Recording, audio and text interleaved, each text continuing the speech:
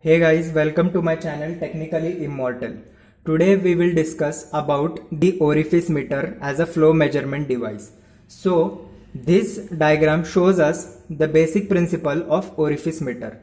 Let us call this our section 1, 1 and this our section 2, 2. So two orifice meters are placed at section 1, 1 and 2, 2, where we have placed two pressure measuring devices which can be pressure gauges or manometers. So this is our pipe which has this orifice meter. This orifice meter is nothing but a washer like plate. It is a washer like plate which has a small bevel at its inner diameter. This bevel can be of an angle approximately 30 to 45 degrees. So we need to provide a bevel so that our flow can just pass through it in an divergent manner.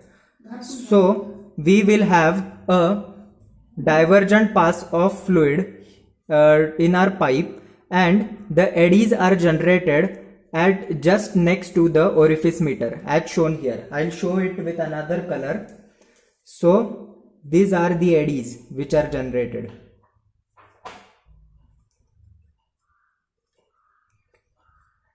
The diameter of the jet of fluid which is flowing through the orifice meter mouth, which has the smallest diameter, is called as vena contracta. So this is our vena contracta.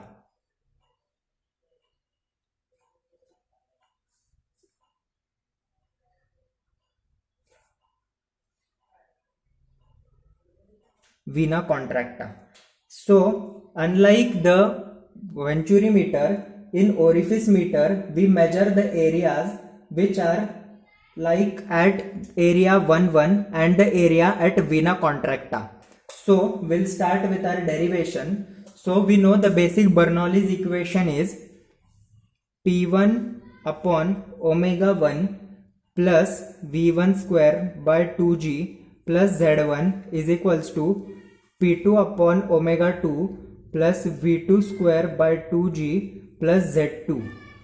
So again, like Venturi meter, we'll assume that our orifice meter is placed in a pipe which is horizontal. So we have Z1 is equals to Z2. Z1 and Z2 are the height of the pipe from the datum. Datum is any surface which we take into reference. So if I take this surface into reference, this is my center line of my pipe. So this will be my Z1 and this will be my Z2. Okay. So the area which is at first point will be our area A1, and the area at the second point or the vena contracta will be our area A2. The pressure at this point will be pressure P1 and the pressure at vena contracta will be pressure P2. Similarly, the velocity of the fluid which is flowing through our pipe at the point 1 will be V1 and that at the point 2 will be V2. So as Z1 is equal to Z2, we can write our Bernoulli's equation as P1 upon omega 1 plus V1 square upon 2G is equals to P2 upon omega 2 plus V2 square upon 2G. As Z1 is equal to Z2, they'll cancel each other. So if I did the substitution, as I know that P1 by omega 1 minus P2 by omega 2. So the pressure difference at point 1 and point 2 will be my head loss. So if I take P1 and P2 to one side, I'll get P1 upon omega 1 minus P2 upon omega 2 is equals to V2 square upon 2G minus V1 square upon 2G. So this term is my head loss. So I can write head loss as H. So my H will be H is equals to V2 square upon 2G minus V1 square upon 2G. So now I need to solve this for V2. So V2 is equals to, if I take these terms to this side, I'll get this 2g will be multiplying with h, so it will be 2gh plus v1 and v1 square, sorry, and it is v2 square here. So by taking root on both sides, it will be, so v2 square will be your root. So this will be v2 is equals to 2gh plus v1 square. So now if I go on solving further, so we know another formula that Q, which is discharge. Q is equals to velocity into acceleration. So I can write Q is equals to A1 V1 is equals to A2 V2. Okay. So if Q is equals to A1 V1 is equal to A2 V2, like the flow at section 1 will be same at section 2, because the same amount of flow is flowing through the pipe at each and every section, as it is uniform flow we assumed in Bernoulli's equation. So it will be so if I solve this for velocity, it will be V is equals to Q upon A. V can be at section 1 and section 2, and the A can be at section 1 and section 2 respectively. Okay, so I'll get, so if I substitute this value into my equation, I will get H is equals to Q upon A1 whole square upon 2g minus Q upon A2 whole square upon 2g. So this will become, I'll take a bit up.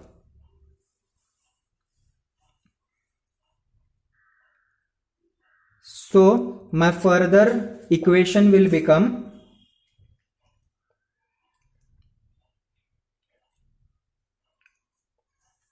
H is equals to Q square upon A1 square minus Q square upon A2 square upon 2g. As LCM is same, I can take the same LCM on both sides. So if I take this onto this side, it will be 2gh is equals to Q square upon A1 square minus Q square upon A2 square. So now if I want to solve this for Q, so as orifice meter is a flow measurement device, so by solving it, I'll draw a line here. So yeah, so by solving this for Q, I'll get 2gh is equals to, I'll cross multiply to get the same LCM. So I'll A2 square into Q square minus A1 square into Q square upon A1 square into A2 square. So now I can take Q square common here. So it will be 2gh is equals to Q square into bracket A2 square minus A1 square upon A1 square minus A2 square. Okay. Now if I could take this to this side, and the term inside the bracket will come down, and taking root on both sides, it is Q square on the right hand side, so I'll take the root as well. So the value of Q will become root 2gh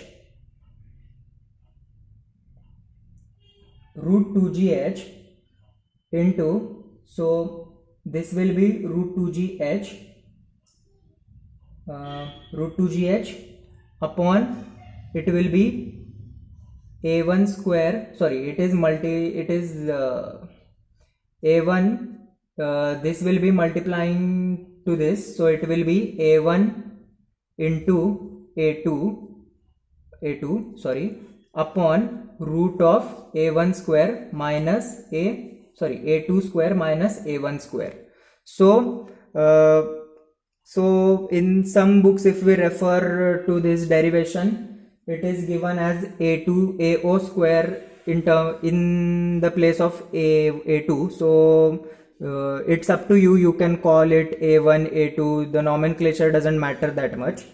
So this is the formula. If I simplify to write it in the most general way, it will be Q is equals to A1, A2, or A2 can be written as AO as well, root of 2GH upon root of A2 square minus A1 square. So this is our formula for calculating the discharge through orifice meter, where A2 is the area at vena contracta and A1 is the area of our normal pipe diameter. So this is our theoretical value of calculation, but usually we see that there are some miscalculations, or we can't say miscalculations, there are some losses due to all practical purposes. So we consider a value which is CD, coefficient of discharge.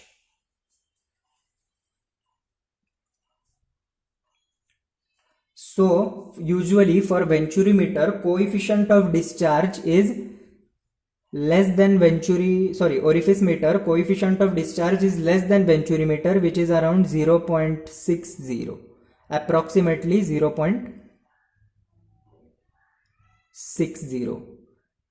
So what can we get to know from this CD is that by comparing the orifice meter CD and the Venturi meter CD, that the orifice meter has less efficiency than the Venturi meter because it has less coefficient of discharge. So the theoretical value is less close to the actual value. So if we how can we calculate this coefficient of discharge? So the coefficient of discharge can be calculated by the formula CD is equals to Q actual upon Q theoretical. So the Q theoretical will be the value that we get from this formula, and Q actual will be the discharge calculated through our practical practicals and various devices.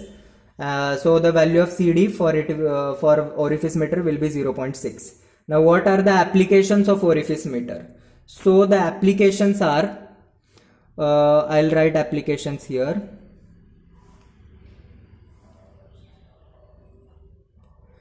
So applications are, it is used to measure flow through pipes where we do not require much efficiency. Like if we consider the IC engine, the blow-by meters in the IC engine use this kind of orifice meters, as there we do not require that much efficiency. So application will be flow measurement with less accuracy. So that was all for today's video. If you like the video, please drop a like, and if you need any video on any of the topic, you can comment me down, and don't forget to subscribe the channel for such new updates. Thank you.